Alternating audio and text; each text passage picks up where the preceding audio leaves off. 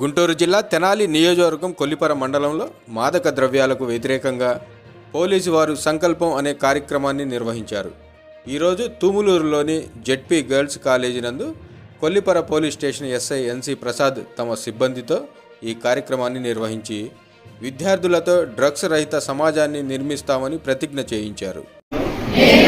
సంకల్పం కార్యక్రమం ద్వారా డ్రగ్స్ లేని సమాజానికి దారి చూపుతానని ప్రమాణం చేయుచున్నాను.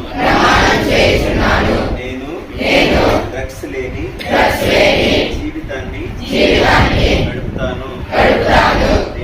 నేను డ్రగ్స్ లేని జీవితం మరింత సరదాగా ఉంటుందని డ్రగ్స్ యొక్క హానికరమైన ప్రభావాల గురించి ప్రజలకు తెలియజేస్తాను.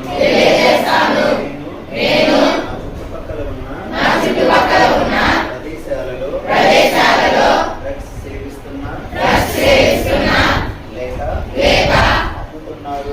అమ్ముతున్నారు అని తెలిసిన వెంటనే పోలీసు వారికి కానీ ఉపాధ్యాయులకు కానీ తల్లిదండ్రులకు కానీ తెలియజేస్తాను. నేను తల్లిదండ్రుల ప్రేమతో ఉపాధ్యాయుల ప్రోత్సాహంతో పెట్టుకున్న లక్ష్యాలను సాధించడానికి సంఘంలో ఉన్నత స్థాయికి చేరడానికి శతవిధాలా ప్రయత్నిస్తూ డ్రగ్స్ అనే మహమ్మారిని పారద్రోలుతాను. నేను నా తోటి వారందరితో